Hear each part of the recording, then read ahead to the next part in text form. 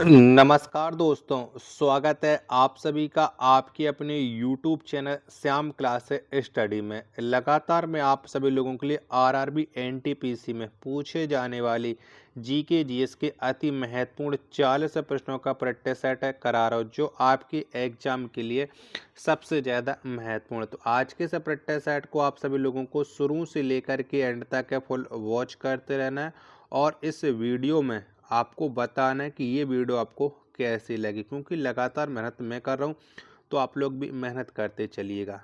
ठीक है, तो चलिएगा फिर शुरू करते हैं। तो पहला प्रश्न आ जाता है कि अमेरिका के राष्ट्रपति अधिकतम कितनी बार राष्ट्रपति बन सकते हैं। तो कितनी बार है वो अमेरिका के राष्ट्रपति बन सकते हैं। तो कोई भी व्यक्ति है वो अमेरिका का अधिकतम 2 बार राष्ट्रपति बन सकता है, और भारत में कोई व्यक्ति कितनी बार भारत का राष्ट्रपति बन सकता है। यानी एक का बी ऑप्शन करेक्ट आंसर हो जाएगा। प्रश्न संख्या 2 आ जाता है कि वित्त आयोग की स्थापना कौन करता है। तो बताओ किसके द्वारा वित्त आयोग की स्थापना है वो की जाती है। प्रश्न संख्या 2 का राइट आंसर क्या हो जाएगा। तो वित्त आयोग की स्थापना है वो राष्ट्रपति करते हैं, यानी 2 का बी ऑप्शन करेक्ट आंसर हो जाएगा। नेक्स्ट प्रश्न आ जाता है, प्रश्न संख्या 3 है, संसद के सदस्यों का वेतन देने का निर्णय कौन लेता है। तो बताओ किसके द्वारा ये निर्णय लिया जाता है। तो संसद के सदस्यों के वेतन देने का जो निर्णय है ये लेते हैं संसद। 3 का ए ऑप्शन करेक्ट आंसर हो जाएगा। चौथे नंबर का प्रश्न है, किस अनुसूची में तीनों सूची संघ सूची, राज्य एवं समवर्ती का वर्णन मिलता है। तो बताओ ये कौन सी अनुसूची में मिलता है। प्रश्न संख्या 4 का आंसर क्या हो जाएगा। तो ये मिलता है 7वीं अनुसूची में वर्णन, यानी बी ऑप्शन करेक्ट आंसर हो जाएगा।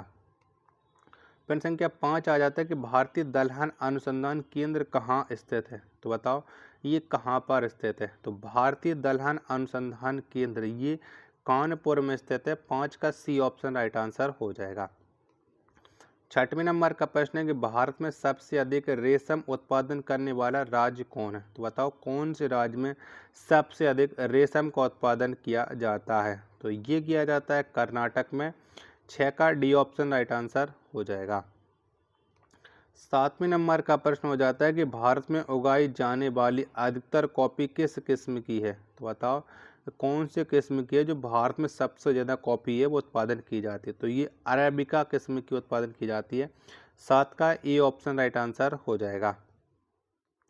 8वें नंबर का प्रश्न कि नल सरोवर पक्षी अभ्यारण्य किस राज्य में है। बताओ कौन से राज्य में। तो नल सरोवर जो पक्षी अभ्यारण्य है ये गुजरात में है। 8 का सी ऑप्शन राइट आंसर हो जाएगा। 9वें नंबर का प्रश्न है कि अकबर के समय मुगलों के प्रधानमंत्री को क्या कहा जाता था। तो बताओ क्या कहते थे। तो अकबर के समय मुगलों के जो प्रधानमंत्री होते थे इन्हें वकील कहते थे, यानी 9 का ए ऑप्शन राइट आंसर हो जाएगा। 10वें नंबर का प्रश्न आ जाता है, जहांगीर की रुचि सबसे अधिक किस कला में थी। तो बताओ कौन सी कला में जहांगीर सबसे अधिक रुचि रखता था। तो जहांगीर रखता था चित्रकला में। 10 का बी ऑप्शन राइट आंसर हो जाएगा। नेक्स्ट प्रश्न है प्रश्न संख्या 11, किस राज्य में सबसे पहले त्रिस्तरीय पंचायती राज प्रणाली को अपनाया। तो बताओ ये कौन से राज्य में वो अपनाया था। 11वें प्रश्न का राइट आंसर क्या हो जाएगा। तो ये अपनाया था राजस्थान में। डी ऑप्शन देने वालों का राइट आंसर हो जाएगा। 12वें नंबर का प्रश्न है कि भारत में न्यायिक संगठन की स्थापना सर्वप्रथम किसने की। तो बताओ किसने की थी। तो भारत में न्यायिक संगठन की जो स्थापना है वो सबसे पहले की थी लॉर्ड कॉर्नवालिस ने। 12 का सी ऑप्शन राइट आंसर हो जाएगा।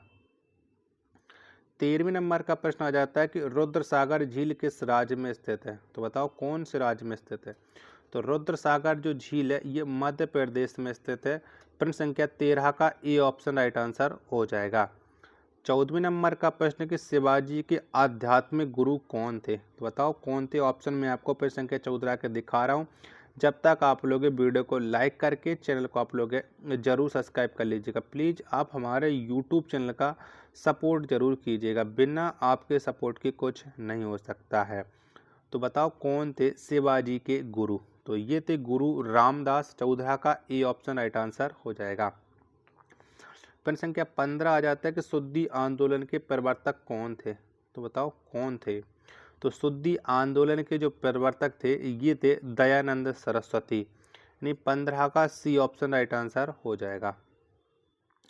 16वें नंबर का प्रश्न आ जाता है, किसी न्यायाधीश को एक उच्च न्यायालय से दूसरे उच्च न्यायालय में स्थानांतरित करने का अधिकार किसके पास है? तो बताओ ये अधिकार किससे रहता है?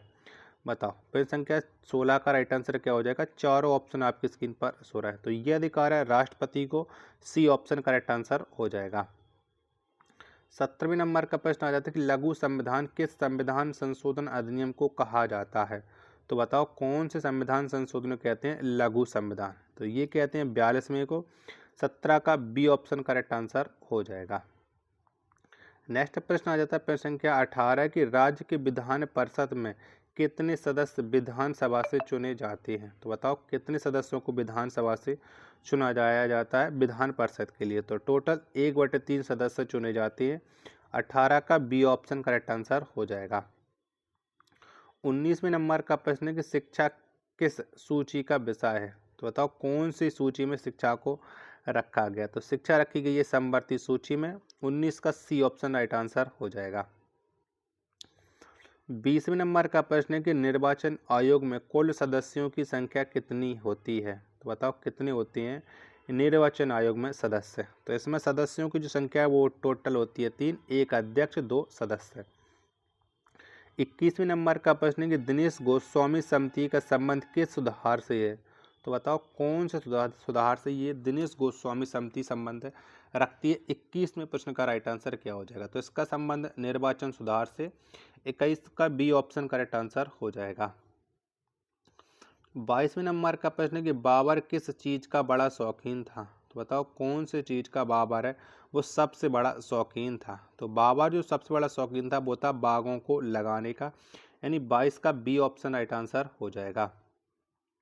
प्रश्न संख्या 23 आ जाता है आपके सामने कि शेर शाह ने कालिंजर पर अपना अंतिम आक्रमण कब किया था? तो बताओ कब किया था? तो शेर शाह ने कालिंजर पर जो अपना अंतिम आक्रमण किया था वो किया था 1545 ईस्वी में, यानी 23 का सी ऑप्शन राइट आंसर हो जाएगा। नेक्स्ट प्रश्न आ जाता है प्रश्न संख्या 24 है कि माल प्रभा परियोजना किस राज्य में है? तो बताओ कौन से राज्य में माल प्रभा परियोजना है? तो इसका संबंध है कर्नाटक से। 24 का सी ऑप्शन राइट आंसर हो जाएगा।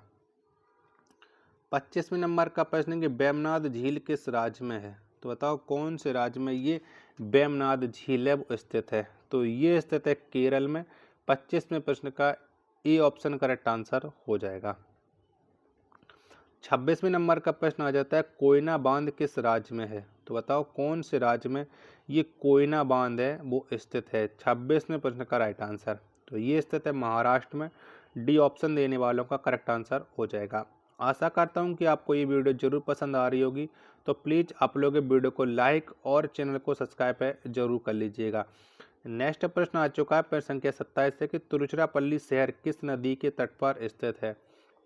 तो बताओ कौन सी नदी के पर स्थित है तिरुचिरापल्ली शहर? 27वें प्रश्न का राइट आंसर क्या हो जाएगा? तो ये स्थित है कावेरी नदी पर।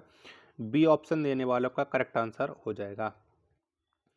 28वें नंबर का प्रश्न आता है कबीर किसके समकालीन थे? तो बताओ किसके समय में कबीर है वो थे?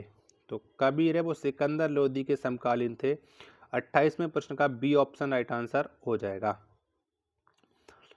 29वें नंबर का प्रश्न आ जाता है कि भक्त कवियों में वह कवि कौन है जिन्होंने मूर्ति पूजा का विरोध नहीं किया? तो बताओ इनमें से वो कौन से कवि हैं जिन्होंने मूर्ति पूजा का विरोध है वो नहीं किया था? तो ये थे चैतन्य महाप्रभु। 39 का ए ऑप्शन करेक्ट आंसर हो जाएगा। प्रश्न संख्या 30 आ जाता है कि अन्नपूर्णा योजना का शुभारंभ कब किया गया? तो बताओ कब शुरू हुई थी अन्नपूर्णा योजना, भोजन योजना? तो इस योजना का जो शुभारंभ किया गया था वो किया गया था 2000 में। 31 का बी ऑप्शन करेक्ट आंसर हो जाएगा। नेक्स्ट प्रश्न है प्रश्न संख्या 71 से किस सुल्तान ने धर्म को राजनीति से अलग रखा? तो बताओ ये कौन से सुल्तान ने धर्म को राजनीति से अलग रखा था? तो ये रखा था अलाउद्दीन खिलजी ने। 31 का डी ऑप्शन करेक्ट आंसर हो जाएगा। 32वें प्रश्न का है आपके सामने है कि दिल्ली सल्तनत का पहला अफगान शासक कौन था? तो बताओ कौन था? तो दिल्ली सल्तनत का जो पहला अफगान शासक था ये था बहलोल लोदी। 32वें प्रश्न का डी ऑप्शन देने वालों का राइट आंसर हो जाएगा। 33वें नंबर का प्रश्न आ जाता है कि सिकंदर लोदी के मकबरे का निर्माण किसने करवाया था? तो बताओ किसके द्वारा हुआ था? तो सिकंदर लोदी के जो मकबरा है इसका निर्माण करवाया था इब्राहिम लोदी ने। 33 का सी ऑप्शन राइट आंसर हो जाएगा। 34वें नंबर का प्रश्न है कि तेनालीराम किन के दरबार में थे? तो बताओ किन के दरबार में तेनालीराम है वो रहते थे? तो ये रहते थे कृष्णदेव राय के में। 34 का ए ऑप्शन करेक्ट आंसर हो जाएगा। 35वें नंबर का प्रश्न है कि दक्षिण ध्रुव का अक्षांश कितना होता है? तो बताओ कितना होता है? तो दक्षिण ध्रुव का जो अक्षांश होता है ये होता है 90 डिग्री। 35 का सी ऑप्शन राइट आंसर हो जाएगा। 36वें नंबर का प्रश्न कि टेस्ट क्रिकेट खेलने वाले प्रथम भारतीय कौन हैं? तो बताओ कौन है? तो टेस्ट क्रिकेट खेलने वाले जो प्रथम भारतीय हैं ये के.एस. रणजीत सिंह। प्रश्न संख्या 36 का बी ऑप्शन करेक्ट आंसर हो जाएगा। 37वें नंबर का प्रश्न आ जाता है कि ओबरा किसके लिए प्रसिद्ध है? तो बताओ किसके लिए ओबरा है वो प्रसिद्ध है? 37वें प्रश्न का राइट आंसर क्या हो जाएगा? तो ओबरा है वो थर्मल पावर स्टेशन है। 37 का ए ऑप्शन करेक्ट आंसर हो जाएगा। नेक्स्ट प्रश्न आ जाता है प्रश्न संख्या 38 है, केंद्र तथा राज्य के संबंध का परीक्षण के लिए किस आयोग का गठन किया गया था? तो बताओ कौन से आयोग का गठन हुआ था? तो केंद्र तथा राज्य संबंध का परीक्षण करने के लिए जो आयोग बना था वो था सरकारीय आयोग। यानी 38 का डी ऑप्शन करेक्ट आंसर हो जाएगा। 39वें नंबर का प्रश्न है कि लूनी नदी कहाँ गिरती है? तो बताओ कौन से सागर, महासागर, खाड़ी ये कहाँ पर गिरती है लूनी नदी? तो लूनी नदी एक कच्छ के रन में गिरती है। यानी 39 का सी ऑप्शन राइट आंसर हो जाएगा। प्रश्न संख्या 40 और अंतिम प्रश्न आज के प्रैक्टिस सेट का कि शौचालय दिवस कब मनाया जाता है? तो बताओ कब मनाते हैं? तो शौचालय दिवस ये प्रत्येक वर्ष 19 दिसंबर को मनाया जाता है। 40 का डी ऑप्शन राइट आंसर हो जाएगा। आशा करता हूँ कि आपको ये वीडियो जरूर पसंद आई होगी। तो प्लीज़ आप लोग इस वीडियो को लाइक और चैनल को आप लोग जरूर सब्सक्राइब कर लीजिएगा। मिलते हैं पर अपने एक और नेक्स्ट वीडियो के साथ, तब तक के लिए धन्यवाद।